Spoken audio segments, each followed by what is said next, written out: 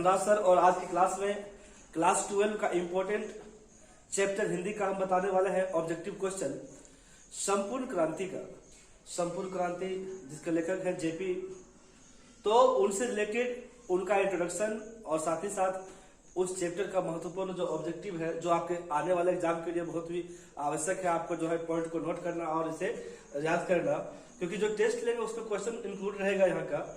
तो सबसे पहले मैं आपको बताऊं कि आप कॉपी कलम लेकर शुरुआत हो जाए, शुरू करें। जो भी पॉइंट मैं यहाँ पे लिखता हूँ, समझाता हूँ, आप उसको नोट करते जाए, लिखते जाए, क्योंकि बहुत ही इंपॉर्टेंट वीडियो है ये आपके लिए। धन्यवाद। तो शुरू कर। तो बिना देर किए पहले स्क्रीनशॉट ले लो, क्योंकि बाद में तुम कहते हो कि सर स्क्रीनशॉट लेने का समय नहीं मिलता है, तो आप स्क्रीनशॉट लीजिए और पॉइंट को नोट करते रहिए। बहुत ही इंपॉर्टेंट ऑब्जेक्टिव आपके लिए होगा आने वाले एग्जाम के लिए। सबसे पहले आप शुरुआत करेंगे संपूर्ण क्रांति। ये सबसे पहले क्वेश्चन जो इंपॉर्टेंट वो आता है कि बताओ संपूर्ण क्रांति क्या है। भाषण है या निबंध है, कविता है, कहानी है, क्या है। निश्चित तौर पर ये क्वेश्चन जो है अब तक कई बार एग्जाम में आ चुका है, तो याद रखोगे ये भाषण का एक भाग है, तो इसलिए इसको आप भाषण कहेंगे। ये संपूर्ण क्रांति क्या है बाबू? भाषण। संपूर्ण क्रांति के जनक, ये जनक सीता जी के पिता का नहीं, याद रखोगे। जनक मतलब होता है उसका, तुम कह सकते हो कि जो उसका फाउंडेशन रखता है, नींव रखता है। तो जनक, संपूर्ण क्रांति के जनक कौन है? याद रखोगे जयप्रकाश नारायण जी। जयप्रकाश नारायण जी को हम लोग शॉर्ट में जेपी कहते हैं। आप कई बार ऐसा पढ़े हुए जेपी आंदोलन, जेपी के बारे में। तो इनका जो जन्म हुआ है 11 अक्टूबर 1902 ईस्वी में हुआ था। एरिया इनका बड़ा है, गांव थोड़ा सी नहीं है। देखेंगे सिताब दियारा, ये सिताब दियारा कई बार एग्जाम में आया है। तो सिताब दियारा रखोगे, ये एरिया फैला हुआ है उत्तर प्रदेश के बलिया डिस्ट्रिक्ट और बिहार के सारण जिला तक फैला हुआ ये भाग है। तो कुल मिलाकर ये सिताब दियारा क्षेत्र है जहां इनका जन्म हुआ था। किनका? जेपी जी का। जी, जेपी जी का जन्म याद रखोगे 11 अक्टूबर 1902 ईस्वी को सिताब दियारा, जो उत्तर प्रदेश के बलिया डिस्ट्रिक्ट और बिहार के सारण डिस्ट्रिक्ट का जो क्षेत्र है, एक बड़ा भाग क्षेत्र है, उसी क्षेत्र में इनका जन्म हुआ था। पॉइंट नोट करते रहेंगे आप। अगला है कि बचपन का नाम। अक्सर जो है बचपन में हम लोग को जो है अलग अलग नामों से पुकारा जाता है, बड़ा होने के बाद नाम चेंज हो जाता है। ऐसे बहुत सारे लोग हैं, उसको कहते हैं निक नेम, बचपन का नाम। तो बचपन का नाम थोड़ा इनका याद रखोगे बाबुल प्यारे। बाउल है, ये बाबुल प्यारे नहीं है, बाउल याद रखोगे इनको। तो बचपन में जो है बाउल के नाम से जानते थे। ये बॉल नहीं है, गेंद नहीं है, फुटबॉल नहीं है, लेकिन बाउल याद रखोगे, बाउल। बचपन का नाम क्या है जी? बाउल। और बड़ा होने पर ये किस नाम से प्रसिद्ध हुए हमारे बीच? जेपी, जयप्रकाश नारायण। याद रखोगे ऑब्जेक्टिव। बड़ा होने पर हम इन्हें जेपी के नाम से जानते हैं, जयप्रकाश नारायण जी के नाम से जानते हैं। और इन्हें कहा गया है, याद रखोगे, कि लोकनायक, लोकनायक, जननायक। जननायक हम कहते हैं कर्पूरी ठाकुर जी को, और लोकनायक के रूप में जो है हमारे बीच जो जाने जाते हैं उनका नाम है जेपी, जयप्रकाश नारायण। जयप्रकाश नारायण जी को हम कहते हैं लोकनायक। याद रखोगे क्वेश्चन होगा कि इनमें से किनको लोकनायक के रूप में जाने जाते हैं, या लोकनायक कौन कहे जाते हैं। याद रखोगे लोकनायक, मैं बात कर रहा हूँ लोकनायक का। तो लोकनायक जब जब होगा हम जेपी जी को याद रखेंगे। जेपी जिनका पूरा नाम है जयप्रकाश नारायण। और उनकी माता का नाम फूलरानी। याद रखोगे, फूलदानी नहीं, फूलरानी। हाँ, फूलरानी, फूलों की रानी, फूलरानी उनके माता का नाम है। और पिता हरसू दयाल, नहीं फरसू दयाल नहीं, हरसू दयाल। याद रखोगे हरसू दयाल, उनके पिता का नाम हरसू दयाल और माता का नाम फूलरानी जी। मैं फिर कर रहा हूँ, फूलरानी, फूलदानी, फूलरानी जी।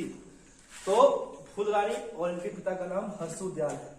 और रह गई बात इनकी पत्नी का नाम, जेपी जी के पत्नी का नाम प्रभावती।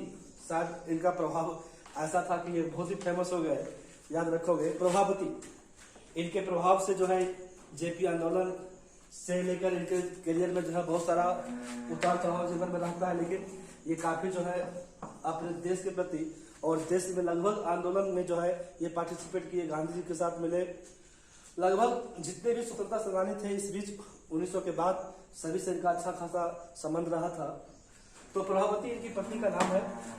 किस आंदोलन के कारण अपनी शिक्षा को इन्होंने बीच में छोड़ दिया था? याद रखोगे असहयोग आंदोलन। गांधी जी के चक्कर में यही पड़े थे।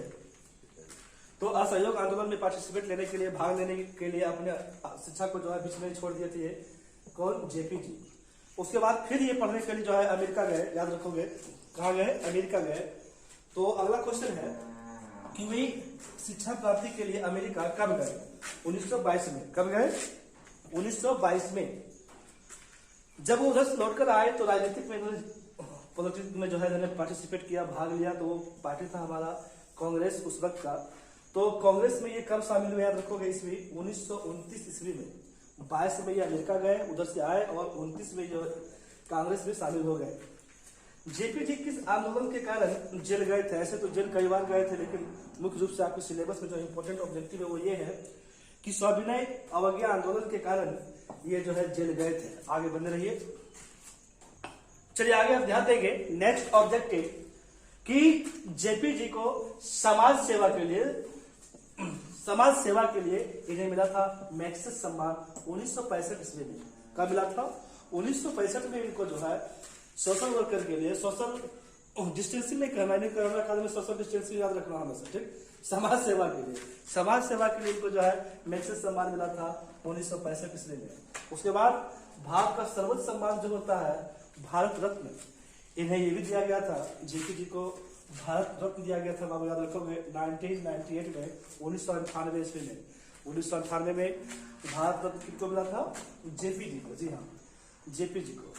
और किसके लिए मिला था? क्वेश्चन उल्टा भी आता है कि मैक्सेस सम्मान किस कार्य के लिए मिला था, ये भी याद रखना। ये तो भाई ठीक है, चलो भारत रत्न मिला तो कब मिला? 1998 में। ये जो भाषण है आपका, जो चैप्टर है ये संपूर्ण क्रांति, ये संपूर्ण क्रांति जो है कहाँ से लिया गया है याद रखोगे। और ये भाषण कब और कहाँ दिया गया था? ये भाषण और ये जनसभा आज तक अद्वितीय है। ऐसा जनसभा बिहार में फिर कहीं नहीं लगा। उतनी बड़ी तादाद में जो है विद्यार्थी, बच्चे, बूढ़े, औरत नहीं जमा हुआ अभी तक का इतिहास में, याद रखोगे। ये अद्वितीय है। ये भाषण 5 जनवरी 1974 ईस्वी में दिया गया था पटना के गांधी मैदान में। इतनी बड़ी जनसंख्या में जो है आज तक सभा नहीं लगा, चाहे वो सरकार जीती भी है। जयप्रकाश नारायण जी किनकी भाषण को सुनकर, अरे भाई किसी तो लोग इफेक्टिव होते हैं, प्रभावित होते हैं, तो ये जो है प्रभावित हुए थे स्वामी सत्यदेव जी के भाषण को सुनकर। उनको लगा था कि नहीं, वास्तव में जो है जीवन में इंसान को कुछ करना चाहिए और अपने देश के प्रति जो है कुछ करना चाहिए। तो ये धीरे धीरे जो है अमेरिका चले गए कि चलो भाई यहाँ के सिस्टम से तो संभव नहीं है, अभी चलते हैं अमेरिका। वहां जाकर जो है ये लेनिन के से भी प्रभावित हुए थे। लेनिन के जीवन गाथा को जो है पढ़े, क्या है समाज और समाज के लोगों को ऊपर उठाने के लिए क्या करना चाहिए, वो सब कुछ जो है करने के लिए जो है ये जान जाते हैं कौन? जेपी जी। तो ये किससे प्रभावित हुए थे? किनके भाषण से प्रभावित हुए थे? स्वामी सत्यदेव जी का, याद रखोगे आप। और ब्रेन ऑफ बॉम्बे विशेष हम जब चैप्टर पढ़ेंगे तो वहां आपको बताएंगे। फिलहाल याद रखोगे ऑब्जेक्टिव, ब्रेन ऑफ बॉम्बे कहा जाता था। ये है जयशंकर दीक्षित जी को। शीला दीक्षित से याद रखना बात, ठीक। दिल्ली का मुख्यमंत्री की बात नहीं हो रही है। जयशंकर दीक्षित जी को ब्रेन ऑफ बॉम्बे कहा जाता था, याद रखोगे उनके अनुसार। ये बहुत ही इंपॉर्टेंट क्वेश्चन है ये आपके लिए, आपके एग्जाम के लिए, कि ये आईसी इनका एडमिशन हुआ था पटना कॉलेज में, लेकिन फिर वहाँ किसी कारणवश एग्जाम नहीं दे पाए। सिलेबस में आप ध्यान से पढ़ना। तो फिर ये परीक्षा जो है पास किए थे कहाँ से? बिहार विद्यापीठ से, याद रखो। इन्हें कि बस पटना कॉलेज याद है तो पटना कॉलेज मार के निकल जाएगा, जी नहीं। इन्होंने आईसी पास किया था कहाँ से? बिहार विद्यापीठ से। ऑब्जेक्टिव पर विशेष ध्यान दो। उस वक्त जब ये सिस्टम सब चल रहा था, ये आंदोलन चल रहा था, तो बिहार के मुख्यमंत्री कौन थे? 1974 में बिहार के मुख्यमंत्री कौन थे? याद रखोगे, अब्दुल गफूर। एपीजे अब्दुल कलाम नहीं, अब्दुल गफूर। ये जो है उस वक्त बिहार के मुख्यमंत्री थे। नेक्स्ट क्वेश्चन है कि लेनिन की मृत्यु कब हुई है? तो इतिहास से रिलेटेड क्वेश्चन है, फिर भी आपके सिलेबस में है, तो ये कभी भी पूछा जा सकता है। 1924 में लेनिन की मृत्यु हुई थी। और ये स्टेटमेंट आ सकता है कहाँ मालूम? जब आता है व्याख्या करें। हिंदी का सिलेबस टोटल 4 गण से और 4 पद से जब आता है कि व्याख्या करें, तो व्याख्या करने में ये लाइन आपको याद रखना पड़ेगा, बहुत ही इंपॉर्टेंट है। कि भाई किसने कहा था, अभी न जाने कितनी मिलों इस देश की जनता को जाना है। ये कहने वाले थे देश के प्रथम प्रधानमंत्री पंडित जवाहरलाल नेहरू। ये ऐसा कहे बेचारा कि आज तक देश की जनता जा ही रहा है, कहाँ जा रहा है पता नहीं, बस जा रहा है। ना तो मंजिल मिली, ना तो आश्रय मिला, ना तो जेपी आंदोलन को आप कह सकते हैं कि सकारात्मक एक नया दिशा मिला, नहीं मिला। बस इनका स्टेटमेंट बिल्कुल सही था कि न जाने कितनों मिल जाने पड़ेंगे। बस जा ही रहा है, मिल का पत्थर साबित हो गया है आम जनता के लिए। जो है पूरे हथेली पे जो है सरसों उगाने का काम कर रहा है जनता, फिर भी जनता की बातों को समझता नहीं है। याद रखोगे, जेपी जी को दलाल कहा गया है, ब्रोकर कहा गया है। कहाँ? तो ये अमेरिका गए थे, पढ़ने के लिए गए थे, वहाँ के पॉलिटिक्स जो है प्रभावित हुए थे, तो लोगों का कहना था कि ये अमेरिका गया और अमेरिका का दलाल है। तो आशा करते हैं कि ये पूरा ऑब्जेक्टिव आपके लिए बहुत ही इंपॉर्टेंट है और आप इसे ध्यान से पढ़ें, लिखें, पॉइंट को नोट करें। नेक्स्ट मिलेंगे हम अगले वीडियो में, तब तक के लिए धन्यवाद। वीडियो को शेयर करें, लाइक करें, सब्सक्राइब करें।